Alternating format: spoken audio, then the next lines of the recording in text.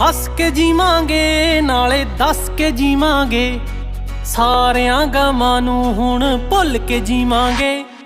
ਛੋਟੀ ਜਿਹੀ ਜ਼ਿੰਦਗੀ ਨੂੰ ਖੁੱਲ ਕੇ ਜੀਵਾਂਗੇ, ਸਾਰਿਆਂ ਗਮਾਂ ਨੂੰ ਹੁਣ ਭੁੱਲ ਕੇ ਜੀਵਾਂਗੇ।